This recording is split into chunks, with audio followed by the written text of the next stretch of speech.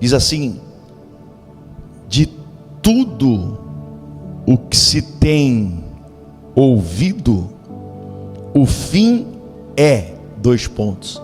Vamos ler só a frase. O fim é o quê?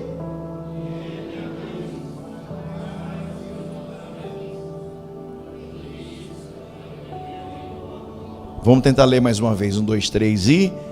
teme a Deus e guarda os seus mandamentos, porque isto é dever. Não está dizendo é opcional, é dever de todo homem. Segura aí. Porque Deus há de trazer a juízo toda obra, e até tudo o que está encoberto, quer seja bom, quer seja mal. E você diga amém. Eu poderia, como nós estamos falando sobre sabedoria, a maioria das pessoas que falam sobre sabedoria trabalha em provérbios, porque provérbios tem muitos exemplos de sabedoria, fala muito sobre a sabedoria. Mas quando alguém quer ir um pouco mais profundo na sabedoria, vai entender como foi a vida de Salomão. Salomão foi rei jovem, mas foi um rei muito sábio, porque ele tinha unção de sabedoria. Quando ele era jovem, ele escreveu o Cantares de Salomão, ou também conhecido como Cântico dos Cânticos. Você vê ali uma paixão, um fogo, um ânimo, né? Alguns falam até que é meio erótico, não tem nada a ver uma coisa com a outra. Ali ele está num fogo, aquele primeiro amor, aquela representação do amor que ele tem por Deus. E ali é a representação, ele como igreja, não é? E ali aquela mulher apaixonada, né? Que ele fala, que ele faz. Então ali é a igreja, é a amada de Deus. Nós somos a igreja, a amada do Senhor. Amém? Então ele se empolga, ele mostra toda a sua empolgação, igualzinho a gente. A gente é mais jovem, a gente é mais empolgado, animado. Aí passou um pouco de tempo, ele vem e escreve agora o ápice, aparentemente agora o ápice da sua vida, Provérbios, 31 capítulos que nós temos de Provérbios, muitos ensinamentos. Leia Provérbios, coaches usam Provérbios, treinadores de futebol, treinadores de grandes esportistas, psicologia usa Provérbios, e muitas outras coisas usam Provérbios, porque Provérbios tem muitos ensinamentos práticos, ensinamentos poderosos. Mas quando eu orei ao Senhor, o Senhor colocou no meu coração falar com vocês sobre Eclesiastes, porque Eclesiastes é um momento diferente. Cântico dos Cânticos, Salomão estava vivendo um ápice de emoção, sentimentos, e aquela alegria, aquela coisa, aquela empolgação. Só que o sentimento passa, então vem mais a razão. Quando a razão chega, ele escreve Provérbios, e ele começa a dar direção, e dizendo, olha, ele já estava cheio de ouro, mas ele diz, sabedoria vale mais do que ouro e prata, porque se você perder o ouro, a prata, com sabedoria, você reconquista. E ele vai ensinando, ele fala, filho meu, atentes para os conselhos, para a orientação. Ele fala a importância de dar ouvidos, de ser uma mulher ensinável, um homem ensinável. Só que ele estava escrevendo aquilo que ele estava vivendo naquele momento. Então o escritor, quando ele escreve um livro, ele não escreve algo que ele viveu, não, ele escreve algo que ele está vivendo. Pode ser que existem memórias do passado, mas é a mesma coisa dos discípulos. Quando eles vivem coisas com Jesus, o Espírito Santo faz eles lembrar aquilo que eles viveram, passaram, e aí eles escrevem testificando aquilo que eles viveram. Então Salomão não está escrevendo algo que ele não viveu, ele está escrevendo algo que ele vivenciou. Por isso que dá muito certo você ler e botar em prática, ler entender e colocar em prática Provérbios, por exemplo. Mas aí ele está no ápice da sua idade, ali em torno de 40 anos mais ou menos. Ele escreve Provérbios. Agora aqui ele está em cerca de 60 anos de idade. Agora ele escreve Eclesiastes. E quando eu olho para esse texto, desde o início até o fim, que são 12 capítulos, né, nós aprendemos algumas coisas. Por exemplo, o nome Salomão, ele é muito falado, mas talvez poucos sabem o significado do nome Salomão. O nome Salomão, e se você ver no começo aqui de Eclesiastes, ele fala assim, olha, se você voltar um pouquinho a Bíblia no capítulo 1, ele fala assim, palavras do pregador, filho do rei Davi em Jerusalém. Palavras de quem? Não ouvi. Sabe o que significa Salomão? Pregador. Entendeu? A Bíblia revela a própria Bíblia. Só que você nunca se atentou a esse pequeno detalhe. O nome Salomão no hebraico significa pregador, ou a um mestre, ou aquele que consegue reunir uma grande assembleia.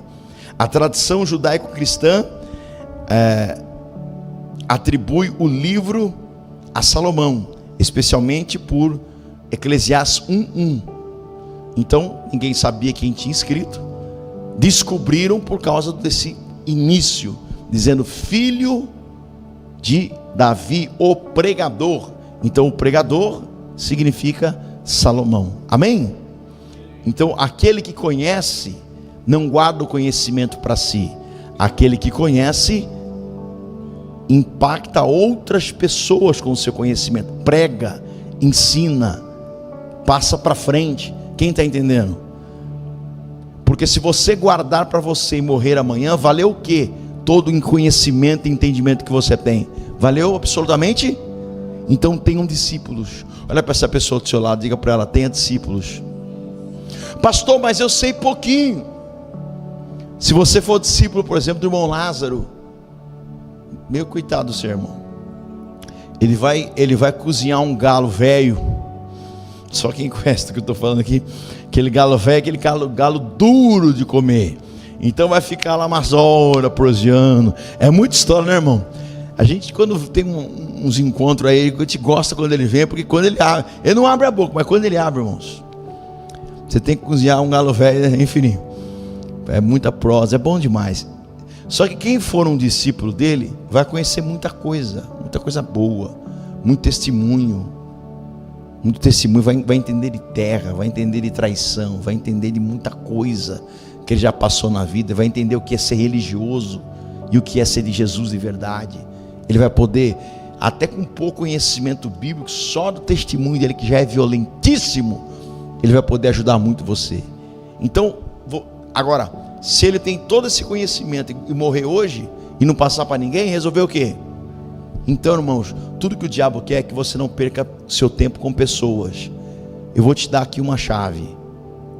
Quem quer pegar essa chave aqui? Tenha um discípulo, 2 discípulos, 3 discípulos, e ensine tudo que você sabe para essas pessoas. Tudo que você viveu em Deus, passe para alguém, ensine para alguém. Não se acomode em não ser uma pessoa sábia. Pastor, mas eu pensei que o senhor ia falar alguma coisa para mim ganhar dinheiro. Fique tranquilo, porque dinheiro é consequência de você abençoar alguém. Você não precisa pedir dinheiro para Deus, porque em lugar nenhum na Bíblia manda pedir dinheiro, manda pedir sabedoria. Aquele que não tem sabedoria, peça, porque quem tem sabedoria prospera. E estou dando uma chave de prosperidade para você. Qual é? Tenha discípulos. Tenha pessoa, mas eu conheço pouco. Mas o pouco que você tem, a pessoa pode ser que ela não tenha nada. Absolutamente nada. Pastor, mas eu sei 2, 3 versículos bíblicos da Bíblia. Não importa quantos versículos você conhece, porque a Bíblia que a pessoa vai ler não é a Bíblia, essa Bíblia que não, é você, é a tua vida, é o que Deus fez em você, é o que você falou. Olha, eu nunca vou casar. Casou com um homem lindo. Se eu não me engano, a Andréia casou com o Augustinho, teve uma decepção muito forte.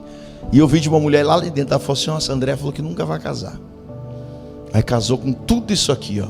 Ainda fiz o casamento deles. Que coisa mais melhor que isso aí? Um marido melhor do que esse? Não tem. Tem, Agostinho? Não tem. Ela falou que ele é uma bênção. Mas o Agostinho é uma bênção, né? Você vê. Mas para ele conquistar e Deus fazer uma obra no coração dela, ele teve que ficar 1 ano buscando a Deus. Lutou contra a própria carne dele, aprendeu a jejuar, a orar, a se abster do pecado. E Deus, depois de ali namorar, acho que mais quanto? 1 aninho? Mais 1 aninho de namoro, na santidade também, porque eu estava do lado dele todo dia, dando umas pancadas nele. Que foi meu discípulo, andava comigo, todo dia perguntando: está fazendo certo? Falhou, caiu, traiu. Tem até testemunho bonito. No dia que ele quis cair, depois ele dá para falar para vocês aqui. Até quando ele quis cair, Deus falou para ele: não vai cair. Porque tem dia que você que fala: não, hoje eu vou pecar com força. Aí Deus vai lá e põe a mão dele e fala: vai pecar coisa nenhuma, porque você é meu filho, você é minha filha, eu estou com você, ô glória. Por que nós acabamos de aprender então? Por menos que você pense que você sabe, tenha discípulos, ensine pessoas, conte do amor de Deus. E não só do amor de Deus, conte experiências de vida. O que você apanhou, o que você sofreu. Não deixa o outro apanhar e sofrer, não. Tem gente que pensa assim: deixa ele se lascar, para ele aprender. Não, meu irmão, mostra o caminho, ensina o caminho, ensina a criança no caminho que deve andar, e quando envelhecer não vai entortar. Seja bênção na vida das pessoas. Se a pessoa vai valorizar ou não, aí o problema é dela. Só que você sabe, porque o sábio não guarda para ele, o sábio passa. E é assim, ó, olha que coisa tremenda: quanto mais eu entrego, mais eu transbordo. Repita comigo: quanto mais eu entrego, mais eu transbordo. Oh glória! Às vezes Deus dá uma palavra profética para você, você não vai lá e profetiza, porque você tem medo que a carne, aí você começa a ficar com medo. Aí Deus não usa você em profecia, porque Deus quer usar você. Deus não quer usar quem não veio aqui essa noite, Deus quer usar você. Você que está na live ligado, conectado, Deus quer usar você, oh glória. Só que o diabo quer roubar nosso tempo. Eu não tenho tempo, mentira. Você não tem prioridade. Se a tua prioridade é ganhar almas para Jesus, ache um tempo, que seja 1, 2 vezes na semana, e seja um mestre na vida de alguém, em nome de Jesus. Seja uma pessoa que ensina. Então Eclesiastes, ele é muito importante para nós, porque Salomão já tinha vivido a juventude, já tinha vivido um tempo de sabedoria, e agora ele, depois de ter tido 1000 mulheres, comprado os melhores cavalos, ganhado cavalos, um homem que fizeram cálculos aí, não sei quantos trilhões de dólares ele teria hoje, riquíssimo, benquisto, 40 anos de reinado sem uma guerra, o maior diplomata que já houve. Nem Moisés, que foi o homem mais manso da terra, Moisés teve guerra. Enquanto Josué guerreava, ele levantava as mãos lá no monte, teve guerra. Mas na época de Salomão, 40 anos sem guerra, porque ele era um estrategista, uma sabedoria. Aonde tem sabedoria não tem gritaria, aonde tem sabedoria não tem palavrão, aonde tem sabedoria não tem contenda, aonde tem sabedoria não tem guerra, aonde tem sabedoria tem paz. Mas foi fraco demais, vou dizer de novo: aonde tem sabedoria tem paz. E Deus quer encher a tua casa de paz, Deus quer encher o teu coração de paz. Então saia daqui hoje sendo um discípulo do Senhor. Então Salomão agora, ele está com seus 55, 60 anos de idade. Motivo, por que ele escreveu? Para mostrar para mim e para você que tudo que está debaixo do sol é insuficiente sem Deus. Ele provou a melhor comida, o melhor vinho, as mulheres, as roupas, os lugares, pedras preciosas. Ele teve tudo isso e ele percebeu, depois de 50, 55 anos de idade, ele estava vivendo um momento que ele viu: tudo que eu tenho sem Deus é insuficiente. A sua suficiência, a sua completude é em Deus. Você está pensando que é o marido, é uma esposa, é o namorado, é alguém, é dinheiro, é a empresa bombar, é você recuperar o que você perdeu, comprar uma casa. Não é, não são coisas materiais, é a presença de Deus. Irmãos, não valorize mais as coisas do que Deus. Hoje as pessoas são extremamente egocêntricas e materialistas. Eles não querem Deus, eles querem usar Deus para os seus fins, querem alcançar os seus objetivos. Só que quem é sábio não usa Deus, oh aleluia. Quem é sábio é usado por Deus.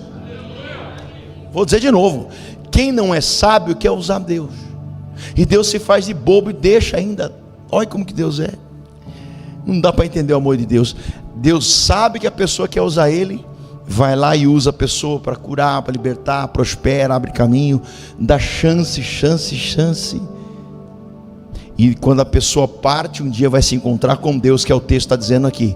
E tudo que você fez, Ele vai olhar na batata do teu olho e falar assim: eu te dei muita chance, só que você quis me usar e não me deixou eu te usar. E o sábio não é aquele que usa Deus, o sábio é aquele que deixa Deus usar ele. Segunda lição: primeira, sermos mestre de alguém, ou seja, termos discípulos. Amém? Segunda, não usar Deus para aquilo que nós queremos. Pare com essa oração de criança. Eu vou ensinar vocês a oração de criança, que é o que amar 90 e sei lá quantos por cento da igreja ainda ora. Pai, eu preciso, Pai, eu preciso, Pai, eu preciso do algodão doce, Pai, eu preciso do pão, Pai, eu preciso de saúde, Pai, eu preciso sair desse emprego, Pai, eu preciso disso, Pai, eu preciso daquilo, oh Pai, me dá isso, Pai, me dá aquilo. Essa oração da criança. Porque a criança sabe fazer o que com o pai quando ela é criancinha? E quando não pede, ainda chora. Quando não chora, faz birra. Não é assim? Eu lembro da primeira vez que eu fiz uma birra para o meu pai. Eu lembro até hoje, irmãos. Eu tinha dá glória a Deus, porque foi você, né? Já estou dando glória. Eu fiz uma birra para o meu pai. Meu irmão. Meu pai está lá no céu, vai tremer os ossos dele aqui, mas lá no céu ele vai dar risada. Eu fiz uma birra para o meu pai. Falei: pai, me dá isso aqui. Lembro até hoje. Aí eu caí no chão. Falei: eu quero. E o pai olhou. Falou: você quer? Fica de pé. Então vem cá. Quando chegar em casa, o papai vai dar o que você merece. E já fiquei branco, gelou, senti um negócio esquisito. Não foi Deus, não. Foi um negócio esquisito. Só que tudo que meu pai prometia, ele cumpria. Não é mole que nem você, papai e mamãe, não. Chegou em casa e desceu a lenha em mim. Sabe qual foi a última vez que eu fiz uma birra para ele? Nunca mais. Ai, a criança coitadinha não tá. Logo, logo seu filho vai estar dando um tapa na tua cara. Aí você vai ver. Sua filha vai namorar um maconheiro, um cara que não trabalha, você vai ter que pagar a conta dele e dela, porque vão viver cortando luz, água, telefone, e vai correr para você vai ter que pagar ainda, porque tua filha não te respeita, teu filho não te respeita. Mas quando o pai tem o respeito do filho, o filho que ajuda o pai, o filho que paga a conta de luz do pai, o filho que abençoa o pai. Pai não precisa ficar ajudando o filho, não. Pare de ajudar seu filho. A ajuda que você pode dar para o seu filho é conselho, é direção, é orientação e correção. Hoje Deus não vai dar apenas para você uma palavra, vai dar correção, vai alinhar você, porque o pai que ama corrige. Para de fazer birra com Deus, porque quanto mais birra você fizer, mais Ele vai te corrigir. Já está na hora de parar de pedir e começar a mudar a oração. Fala: oh Senhor, eu louvo o teu nome, Pai. Olha, eu estou com as pernas boas aqui. Uma irmã quase chorou ali, porque eu orei para o marido dela, que estava usando uma pantufa desse tamanho,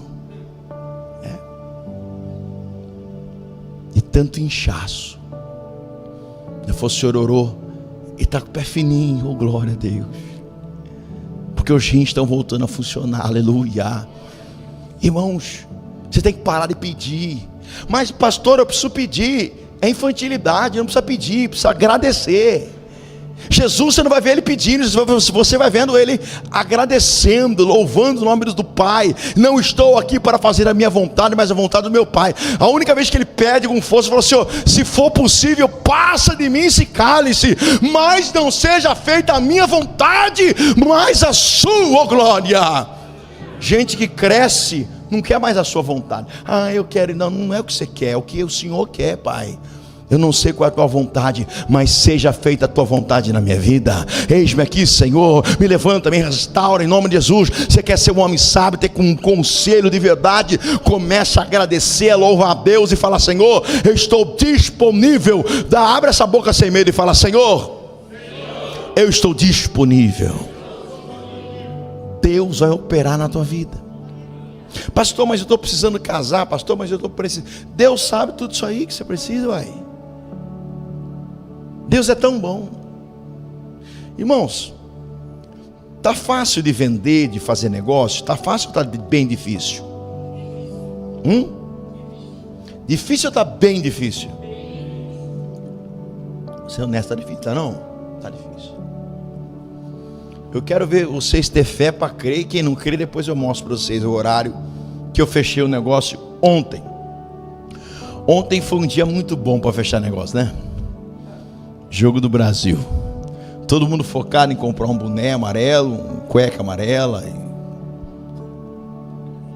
camisa amarela, e fazer pizza, churrasco, sopa, né, com o frio que estava, pôr pantufa amarela. Quando deu... Que hora que foi o jogo? 7 horas. Quando Deus deu metade do primeiro tempo, eu recebi uma mensagem. E o celular, minha mulher já olhou para mim e falou: mas uma hora dessa, até na hora do jogo, né? Deve ser algum irmão da igreja brincando, falando alguma coisa, né? Até brinquei com o irmão da igreja aqui. Acho que na hora do gol lá, não sei se foi o segundo gol, a pessoa mandou mensagem para mim. Eu falei: acho que deve estar bêbado, é possível. Olá, José, boa noite, tudo bem? Boa noite, tudo bem, graças a Deus, tal. Vamos fechar o negócio? Irmão, quem que vai ligar no meio do jogo, no meio do primeiro tempo do jogo do Brasil, para fechar o negócio com você, e ainda perguntar o que você precisa para os dados do contrato? Quem? Crente nenhum não. O cara não é crente não, é ímpio. Imagina, ele estava no shopping com força, não sei no que estava fazendo lá.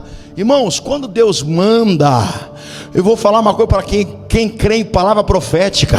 Se você acreditar e parar de pedir, crer num Deus que supre as tuas necessidades, no meio do jogo do Brasil, na final da Copa, Deus está trabalhando na cabeça de alguém, falando: manda lá, faz lá, deposita lá, prospera lá, fecha o céu, abre o céu. Para de desacreditar. Por que você não está aqui por causa de um deusinho? Não. Deusinho é do budismo. Deusinho é lá dos islãs, com todo respeito, mas ele é Deusinho. O nosso Deus, ele tem poder nos céus e na terra. Mas as pessoas respeitam muito mais o Deus dos outros, tem medo dos outros. Nós não temos medo de nada. Sabe por quê? Quem está em Cristo já está morto. Se matar já ganhamos, já estamos com Cristo, irmão. Não temas aquele que mata o corpo e não sabe o que fazer. Antes tema ao Senhor, que mata o corpo e tem o poder de lançá-lo no inferno. É o que nós acabamos de ler aqui. A sabedoria das sabedorias é aprender a temer e tremer diante desse Deus. Cadê o respeito? Cadê a adoração? Cadê o temor diante de Deus? Não tem mais temor nem reverência diante de Deus. É tudo de qualquer jeito, é um relaxo. Seja o que Deus quiser. Já sou profissional, já prego bem, não preciso estudar. Meu irmão, eu estudei para arrebentar, para estar aqui para falar 2, 3 coisinhas para você. Sabe por quê? Porque toda vez que eu subo aqui, talvez você não perceba, mas eu oro para Deus ter misericórdia de mim. Eu subo aqui, tremo por dentro. Eu sei que o dia que eu parar de tremer por dentro, é porque eu perdi o temor. Não estou aqui para aparecer, não. Estou aqui para fazer média. Porque se eu estivesse aqui para encher essa igreja, irmãos, eu ia mudar todo o script. Ia falar tudo que o povo quer ouvir. Tudo que o povo... Você ia sair daqui inchado, alegre, feliz. Eu estou aqui para você sair chorando. A melhor mensagem não é aquela que você sai alegre, é aquela que você sai falando: eu não ganhei uma alma para Jesus faz anos que eu não discipulo ninguém, faz tempo que eu não agradeço, que eu não louvo a Deus em casa, eu estou pedindo, preocupado. Não vos preocupeis com o dia da manhã, porque o dia da manhã pertence a Deus. Preocupado em perder o quê? Se você não tem nada. Não entenderam? Vou dizer de novo. Perder o que se você não tem nada? Você não tem, mas Ele te empresta. Oh glória. E Ele fala: toma conta direitinho, porque quando eu vier prestar conta, eu dobro o que você tem. Se Deus vir hoje aqui e olhar o que você tem feito com aquilo que Ele te deu, Ele vai dobrar dom, vai dobrar talento, vai dobrar prosperidade, vai dobrar ânimo, vai dobrar força, vai batizar com o Espírito Santo, vai te encher, vai abrir os portais das impossibilidades, vai trazer a pessoa, vai quebrar os grilhões. Basta você crer. Tem alguém que acredita em palavras de Deus aí? Então por que esse homem já mais velho se preocupou em escrever Eclesiastes? Para todo mundo entender que não é o que tem, é quem você tem. Não é o que você tem, é quem você tem. E aqui ele mostra para mim e para você que, se você vai ler os 12 capítulos, você vai entender que a palavra que mais aparece em todos os capítulos é a palavra revela. A palavra revela. Qual é a palavra? Revela. A palavra revela, que é uma palavra hebraica, sabe o que ela significa? Vapor, fumaça. Aparece pelo menos 38 vezes. Não entendi, pastor, o que significa. Sabe o que ele está dizendo?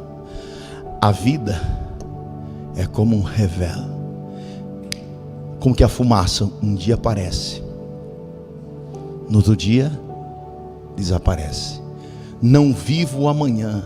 Se tem um lugar onde não deveria ter homens e mulheres com crise de ansiedade, é na igreja. Porque você tem a Bíblia, você tem a palavra de Deus que conta já o final, que conta, Deus está trabalhando, não é você que trabalha, é Ele que trabalha, é Ele que cuida, é Ele que opera, é Ele que abre, é Ele que envia. Toda honra, toda glória e todo louvor ao Senhor. Se você veio aqui desanimado, se você caiu, pecou, falhou, Deus te trouxe hoje aqui para te dizer: você é uma fumaça, você não é nada, eu não sou nada, mas mesmo assim Ele te ama, Ele te levanta, Ele te sara, Ele te perdoa, porque Ele é um Deus de misericórdia. Oh glória. A palavra que mais aparece, revela, que significa vapor. Como é aquele vaporzinho do banheiro? Hoje foi gostoso, né? Hoje eu liguei o chuveirão, deixei aquele vaporzão antes de entrar, entrei e estava quentinho. É gostoso demais, né? Quem já comprou aquela pastilha da Vic, que você coloca a pastilha Vic, entra aquele cheiro de cânfora, que entra na gente, parece que lava tudo por dentro, né? Aquele cheiro gostoso. Deus está te lavando por dentro hoje. Deus está te limpando por dentro hoje. Não estou entendendo nada, pastor, vai entender agora. O maior conselho que eu posso te dar: viva todos os dias como se fossem o último dia da sua vida. É isso que Salomão entendeu no final da vida. Ele entendeu que a vida é como um vapor, passou tudo muito rápido. E ele entendeu: eu foquei mais no ouro, na prata, nas mulheres. Eu foquei em fazer alianças e esqueci de manter a minha aliança com Deus.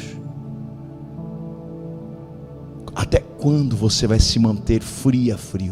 Até quando você vai viver com essas amizades que desagradam a Deus?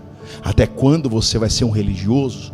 Até quando você vai dar um glória a Deus automático sem sentir nada? Até quando você vai fazer de conta enganar você mesmo, enganar você mesmo? Até quando você vai ter esses pensamentos inadequados, impuros? Até quando você vai defender o pecado por medo de alguém ficar triste? Até quando você não vai se posicionar como uma mulher de Deus, um homem de Deus? Porque pode ser que o vapor passe hoje, e eu não quero passar por essa vida e não deixar um mínimo de um legado, de pessoas que quando se lembrarem de mim, vão lembrar de alguém que falou a verdade, de alguém que escreveu alguma coisa na tábua do meu coração, de alguém que quando foi falar de sabedoria, não foi falar de sabedoria para minha empresa dar mais certo, para mim ficar rico, para mim ficar bem, porque é o que todo mundo fala, 7 passos para ficar rico, 7 passos para prosperar, 7 passos para dar certo. Irmão, dá certo ou não dá certo aqui na terra, Jesus não está se importando com isso, porque um milionário chegou para ele e falou: olha, eu sou milionário, quase bilionário. Jesus falou: que bonito, hein? Mas o que eu preciso fazer para ser salvo? Ele falou: olha, cumpre os mandamentos e serás salvo. Ele disse: eu cumpro desde a minha infância. Jesus amou aquele jovem, a Bíblia diz. Aí Jesus falou: só te falta uma coisa, vende tudo que você tem, dá aos pobres. Tem o pregador que usa isso para dar para a pessoa dar na igreja, né? Mentira, isso é o diabo, é de gente endemoniada. Não é vender para dar na igreja, é vender para os pobres. Jesus disse: dá para os pobres, segue-me. Por que Jesus estava fazendo isso? Porque aquele rapaz cumpria toda a lei, mas só que ele era dominado pelo dinheiro. E Jesus deu uma promessa para ele. Jesus não disse assim: olha, você vai dar seu dinheiro e ficar sem nada. Não, ele falou assim: você pega tudo que você tem, a herança terrena, porque era um menino. Se ele era um menino não podia ser milionário naquela época. O que ele tinha era uma. Então na realidade ele não ia vender, ele ia abrir mão. Você não entendeu? Ele ia abrir mão da herança dele e falar para o pai dele: pai, quando for para dar minha herança, dá para os pobres, porque agora estou trocando na herança. Em vez de uma herança terrena, Jesus me prometeu: e terás um tesouro comigo no céu. Quem tem um tesouro com Deus aí? Irmão, você não é pobre coisa nenhuma. Você pode ter vindo aqui com roupa sem marca, você pode ter vindo aqui com saldo negativo no banco, você pode ter vindo aqui com a mesma roupa da semana passada. Deus não se importa com isso, porque rico não é quem tem aqui na terra. Você não precisa provar nada para ninguém, porque aqui na terra só é valorizado quem tem riqueza terrena. Você pensa que riqueza terrena muda o coração de Deus? Não muda coisa nenhuma. Muda o seu, engrandece você. A gente pensa: não, se eu chegar com uma Ferrari aqui, um carro de 5 milhões, vou glorificar a Deus. Vai nada, vai glorificar o seu ego. Porque se você tiver um carro de 2, 3 milhões de reais, se você perder esse carro, como você vai se sentir? Bem ou mal? Você vai falar que foi o diabo, você vai falar onde Deus estava, você vai ficar irado. Porque o seu coração vai ficar naquilo. Tem muita gente por aí que eu critico. Não vou falar nome de outros aqui, que eu já falei vários aqui. Mas eles só são respeitados porque eles mostram resultados. Tem avião, sei lá se no começo tinha, não tinha. No começo nem tinha nada. Tem alguns picaretas que conheço um monte, que alugou casa em Alphaville, emprestou casa, bateu foto em carro que nem era dele, não tinha nada. Era mentiroso e foi enganando, porque as pessoas, elas pecam o último, encerro aqui, o último pecado dos 10 mandamentos. Eu vou perguntar para vocês qual é o último, para nós louvarmos o louvor. Se tiver alguém do louvor, se vocês não forem embora, o último pecado dos 10 mandamentos. Não precisa a igreja inteira gritar muito alto, mas você vai falar bem forte qual é o último pecado dos 10 mandamentos. Qual é? 1, 2, 3 e... 2 acertou. Repita comigo: não cobiçarás. Diga de novo: não cobiçarás. O que o diabo mais tem feito hoje? Usado a internet, usado o Instagram, usado pessoas para fazer você cobiçar. E aí Você pensa, porque você não tem essa casa, você não tem esse carro, você não tem essa roupa, você não é aquilo que você tem. Você é quem você é em Cristo. Como Paulo disse, não mais eu vivo, mas Cristo vive em mim. Então quando a gente fala de Paulo, Paulo morreu há 2000 anos atrás. Paulo morreu com quantos milhões de reais? Com quantos cavalos de raça? Quantos cavalos árabes? Uma capa velha e alguns livros, preso e com a cabeça cortada. A história, alguns historiadores dizem que a pancada foi tão grande que foi quase 50 metros a cabeça dele quicando. Ele ficou assim, cortou, pau! No que deu a cabeça dele foi quicando, pum, pum, pum. E aonde a cabeça dele quicou, até hoje tem fonte de água. Você não entendeu? Aonde você passar, vai ter fonte de água. Deus disse, olha o que ele disse: mas aquele que beber da água que eu lhe der, nunca mais terá sede, porque a água que eu lhe der, aleluia, se fará nele uma fonte de vida. Você será fonte, oh glória, você é fonte de Deus. Levanta essa mão direita e profetiza: só quem veio nesse frio vai sair daqui cheio de Deus. Você não é poço, você é fonte de Deus, fonte de paz, fonte de alegria, fonte. Pastor, eu não sinto isso. Não precisa sentir, basta crer. Profetiza para você mesmo, diga assim: eu sou fonte. Diga: eu sou fonte inesgotável, em nome de Jesus. Ele escreveu isso aqui, e a maior preocupação dele era a gente pensar naquilo que a gente só pensa quando a gente começa a ficar mais velho. Ele está dizendo assim para o jovem, para a criança, para o velho, para o adulto: revel, viva hoje como se fosse o último dia da sua vida. Preste o seu culto como se fosse o último culto da sua vida. Valorize o hoje, o presente que Deus está te dando hoje, porque tudo vai passar. E tudo passou na vida dele. Tudo passou. Aí a história, olha só que coisa. Olha o conselho violento que eu vou dar para você. Ele mesmo disse em Eclesiastes: trabalhei tanto, fiz tanto, para entregar para alguém sem capacidade de gerir, vai destruir tudo. E a batata. Quando ele entrega para os filhos já destroem tudo que ele construiu, perde tudo que ele construiu. Resolveu o quê? Porque se os filhos destruíram, é porque ele não praticou o conselho que eu dei para você agora. O próprio Salomão não praticou o conselho que eu te dei agora. Qual foi o primeiro conselho que eu te dei? Façam o quê? O que era para ele ter feito? Não só se mostrado, eu sou sábio, eu tenho, eu posso. Era para ele ter feito os filhos dele serem como ele, discipulado. Ele não preparou os filhos, não teve sucessão, não teve preparação. Quem está entendendo o que eu estou falando aqui? Ele focou tanto nele. Tem mães que é ela, o filho que se lasque. Tem pai que é ele e os filhos. Irmãos, quando você entende o amor de Deus, quando você entende o que Deus tem para nós, tudo muda. E eu quero dizer para você: façam discípulos, sejam fontes de vida. Entendam que você é como uma fumaça, como um vapor, que vai passar tudo muito rápido. E de tudo que vocês podem ouvir sobre sabedoria e conselho, o maior conselho que ele deu para nós foi esse: temam a Deus e guarde os seus mandamentos. Sobre tudo que se deve guardar, guarda o teu.